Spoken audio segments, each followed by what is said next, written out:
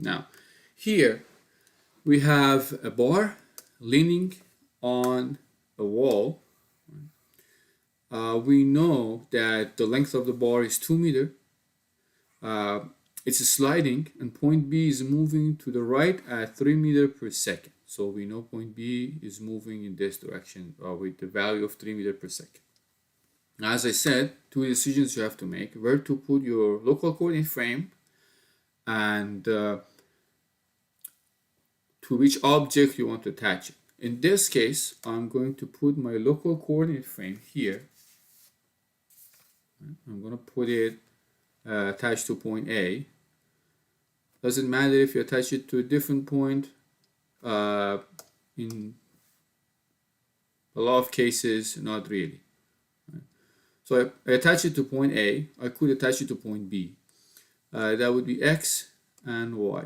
Again, just to be consistent, let's make this into Y and make this into X so things are not confusing. So now this is my local coordinate frame. Its origin is point A. Now I'm asked to find the velocity of midpoint, G. So this is point G. I'm looking at this point. I want to know what the velocity is. So the second thing I said about the local coordinate frame is that, well, I think I mentioned that. So I put it at point A, on point A, and I attached it to a bar. So I know where it is, and I know what object is attached to. So let's write the equation. VA, well, in this case, I'm studying G. So VG as a vector is equal to VA, the absolute velocity of the origin of local coordinate frame, plus V relative, the relative velocity of point G with respect to with respect to local coordinate frame, plus omega cross R. Right? Omega being the angular velocity of the local frame. Now, let's see. I'm going to use this notation. So for VG, well, as I said, all these are vectors. And I've heard this 10 times by now. All these are vectors, and they both they have magnitude and direction. So I'm going to use this approach. With G, I don't know what is its direction, and I don't know what is its magnitude. With A, well, it is a vector. I don't know what is the magnitude, right? So I don't know that, but I know what the direction is, right? This is leaning on the wall. If B is going this way, so naturally A has to come down this way. So I actually know its direction. It's in minus J direction. This being I, well, let me use this same color. This being I, and this being J. So I know the velocity A, its direction.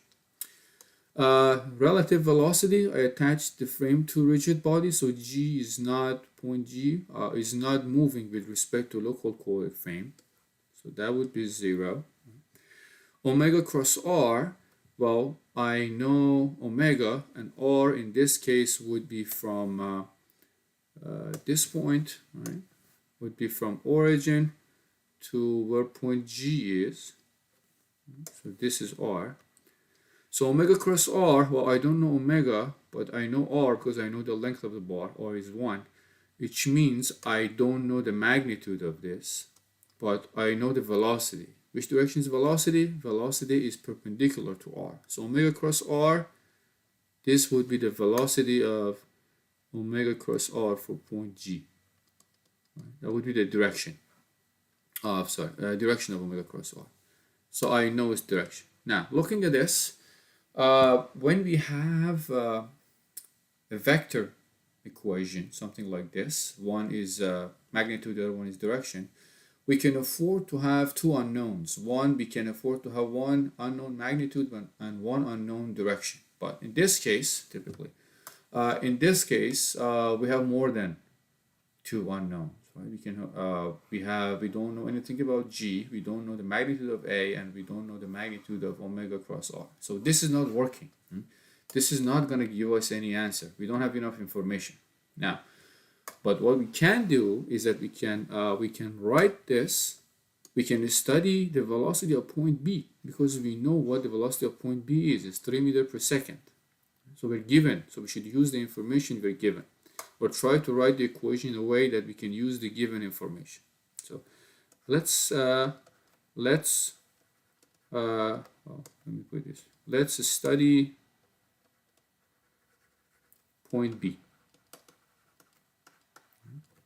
Let's study point B. So VB is equal to VA. I'm still using the same local coordinate frame, plus V relative plus omega cross R. Now this R is different with from that R. Keep that in mind. Looking at the terms in this equation, well, VB, I know its direction, right? And I know its magnitude. I'm given it's 3 meters per second, and I know it's it's going towards right, so it's in I direction, X direction. So I know its magnitude and I know its direction. VA, well, I know its direction, I don't know its magnitude. V relative is still 0 because point B is on the rod and the local frame is attached to a rod. Omega cross R, well, in this case, omega would be, well, the same. R would be from point A to point B. Right? That's the point I'm studying. So that would be my omega cross R. Again, this R is different from this R is different from this R. I'm studying point B, so that's the position vector for point B. So in this case, I know the direction. I don't know the magnitude. Right? Direction is perpendicular to R, so I know what direction this has. Let me make it a little cleaner here. So that would be VB, this is VA.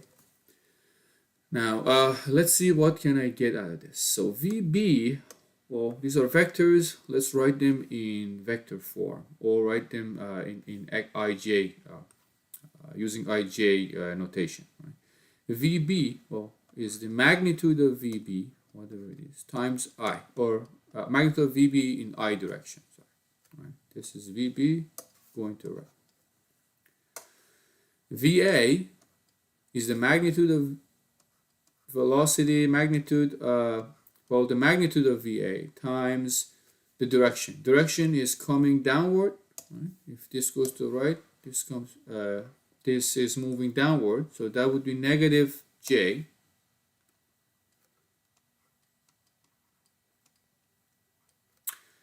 plus omega cross R, well, whatever is the magnitude, which is R omega, the value of this, times omega cross R is here, and we have to decompose or find the components in XY direction. This is, well, if this is 70 degrees, this would be 20 degrees. So omega cross R cosine 20I plus sine 20J. Now, if we look at this, well, I know VB is given 3, so it's going to be 3I is equal to minus VAJ plus, well, R is 2 in this case, right? The distance, the position vector for point B in local coordinate frame is 2, so 2 omega, I don't know omega, cosine 20I plus sine 20J. Now, let's see what we can get. In I, well, I components, if we look at I components, we have, this way, 3 is equal to minus magnitude of, VA is in J direction.